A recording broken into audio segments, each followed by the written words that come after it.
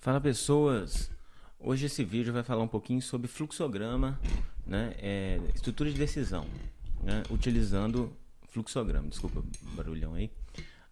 Eu tinha feito esse vídeo que eu vou mostrar para vocês já falando sobre fluxograma, só que ele estava no canal antigo e então eu resolvi fazer para esse canal novo, né? Então de início a gente tem aqui uma exemplificação que a gente usa no dia a dia, a decisão, né? Por exemplo, quando a gente chega num cruzamento para ter uma bifurcação, no ambiente computacional, quando você tem uma decisão, aqueles botões sim ou não, né? E no dia a dia. Então, geralmente a gente tem que tomar uma decisão baseada em alguma premissa. Quando a gente fala de fluxograma, ou depois quando a gente for falar em programação, a gente vai usar este símbolo aí, esse losango, para representar a estrutura de decisão, ok? E aí, como é que a gente vai fazer? A gente sempre vai ter dentro desse losango uma pergunta, né? Por exemplo, seguir reto, sim ou não.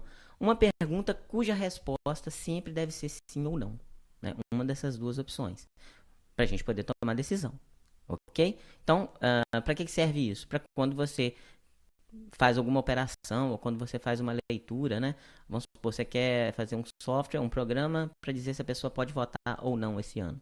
Então você lê a idade da pessoa, vê se a pessoa tem mais de 18 anos e aí vai perguntar: tem mais de 18 anos? Se a idade for maior que 18, ele pode votar. Então, se a resposta for sim, você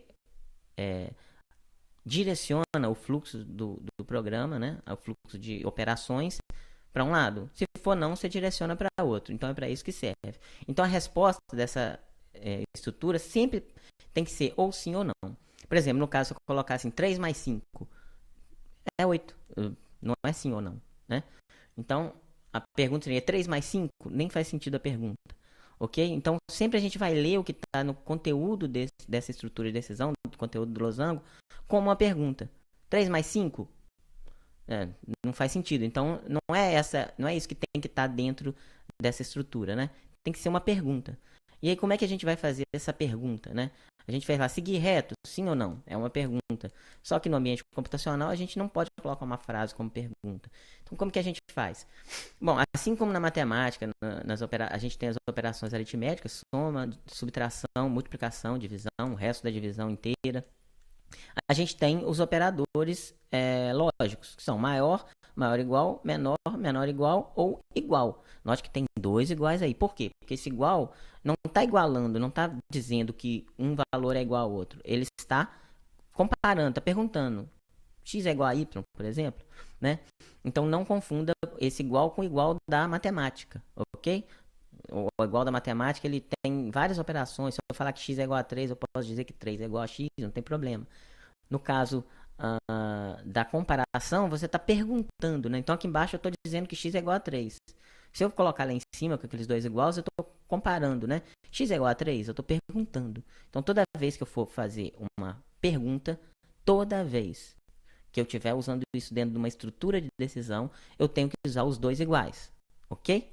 Decorem, né? Igual, igual. X é igual a 3 é uma coisa, né? Um igual simples, né? Um igual só, não é uma pergunta. Não está perguntando se x é igual a 3, ok?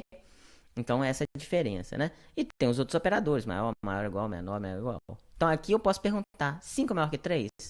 Aí eu tenho uma resposta. Sim, 5 é maior que 3.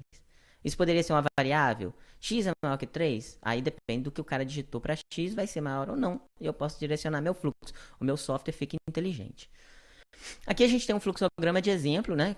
Para dizer se o aluno foi aprovado ou não. Então, vamos fazer o passo a passo. Eu tenho aqui o início do fluxograma, né? Todo fluxograma, todo algoritmo tem que ser delimitado por início e fim, porque ele é uma sequência de passos finitos. Então, ele tem início e tem fim.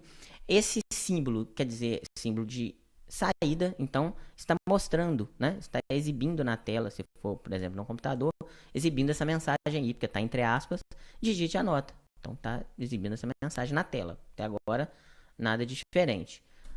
Esse símbolo aí é um símbolo de entrada. Então ele vai esperar o cara digitar a nota e vai ler essa nota. Vamos supor que o cara tirou 80, o cara é um bom aluno. Então ele leu 80 e colocou em x, porque o que está dentro lá do símbolo é x. Então ele leu 80 e colocou lá na variável x. É apenas um exemplo. Vamos supor que o cara digitou 80.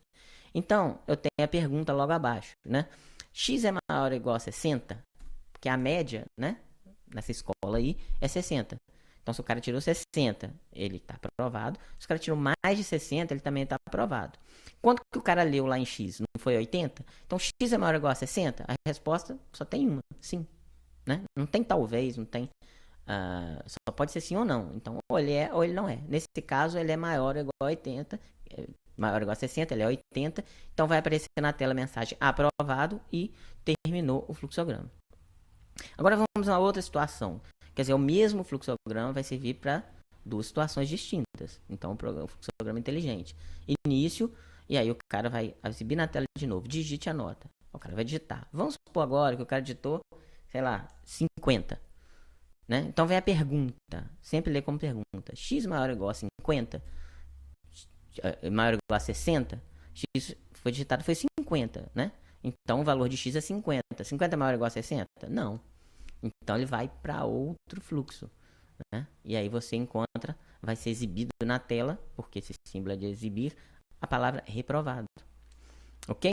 Então a gente tem que ter cuidado com algumas coisas aqui. Primeiro, X foi a variável que eu usei para testar. Né? Essa variável tem que ter um valor antes dessa estrutura. Eu preciso ter um valor nela. Então, se eu não tenho aquele layer lá em cima, eu não consigo testar. Vamos supor, ninguém digitou nada. X é maior ou igual a 60? Não sei. Né? Ninguém digitou nada. Né? Então, eu tenho que digitar ou inicializar. Por exemplo, X é resultado de uma operação lá. Fez uma conta e atribuiu o resultado a X. De alguma forma, X tem que ter um valor aí. Né? E outra coisa que eu tenho que ter cuidado é que eu só posso fazer perguntas cuja resposta seja sim ou não. Não tem talvez, não tem mais ou menos, né? Não tem 3 opções. As respostas têm que ser sim ou não. E se eu tiver 3 opções? Por exemplo, deixa eu tentar. Por exemplo, se o número é positivo e negativo. Tudo bem, tem um número positivo e negativo, mas também tem zero, que não é nem positivo nem negativo. Então, o que eu tenho que fazer? Eu tenho que ter uma decisão. X é maior, por exemplo, é maior ou igual a zero? Sim. Então, se ele é maior ou igual a zero, ele pode ser zero ou pode ser 1, 2, 3, 4, 5, ou os outros números positivos. Eu posso depois dessa pergunta, X é maior ou igual a zero? Sim. No sim, eu posso testar. X é igual a zero? Então, tem duas decisões, né? Se ele é maior ou igual, ou então posso só testar assim, X é maior que zero? Se sim, ele é positivo. Se não, ele pode ser zero ou números negativos. Então, eu posso testar. X é igual a zero? Então ele é nulo ou é zero. Não, então ele já tinha vindo para o não, dizendo que ele não era maior que zero e também não é zero, aí ele é negativo. Então sei que tá difícil, tá complicado assim mentalizar isso, mas eu posso colocar várias estruturas. O importante é você entender que eu posso colocar decisão após decisão, antes, etc. Né? Então é isso aí, ó, a pergunta sim ou não. No caso foi não, ele vai para reprovado, depois vai para o final do algoritmo, do fluxograma, né? Essa bolinha aí é o conector, é onde o fluxo se encontra. Lembrando que o fluxo não se divide. Ele vai passar por um caminho, caso a resposta for positiva. E se eu executar de novo, ele vai passar por outro caminho, caso a resposta seja negativa. Ok? Então, mais pra frente, daqui a pouco a gente vai fazer esse fluxograma, né? Na linguagem, no Portugal, né? Então, eu diminuí para vocês verem o fluxograma todo. Ok? Então, em breve a gente vai falar de Portugal. O próximo vídeo eu já vou mostrar qual ferramenta que a gente vai usar, caso você esteja em casa, queira estudar em casa, para efetuar o teste do algoritmo, né? Porque em sala, geralmente o algoritmo ele é feito na mão. Você faz o algoritmo e o professor vai lá e testa, né? Mas como eu estou preparando esses vídeos para os meus alunos poderem estudar em casa, então a gente vai ter uma ferramenta de script que vai permitir que você execute em casa o seu algoritmo para testar, né? Não é uma ferramenta paga, não é uma ferramenta que vai rodar no Linux, né? Por que no Linux? Porque a gente vai em sala, vai programar em C no Linux, né? Vai ser em linguagem C, vai ser no Linux. E se você estiver vendo esse vídeo e não for aluno meu aluno, por exemplo, é muito fácil você instalar, você nem precisa instalar o Linux de repente, você baixa um CD. É bom que você conheça um outro sistema operacional. E por que o Linux é melhor para aprender programação em C? Porque ele é um sistema que a linguagem é nativa praticamente, né? Você baixa o compilador, ou geralmente já vem o compilador, né, o GCC instalado, né? Mas se não tiver, você instala facilmente e você tem todo o ambiente pronto já. Você instala o GCC, já está pronto. Você não precisa configurar path de sistema, não precisa ficar fazendo N configurações. Então, por isso que a gente já faz nativamente. E se você não conhece, é bom que você conheça um novo sistema operacional. Não estou aqui dizendo que o Windows é melhor que o Linux, nem nada disso.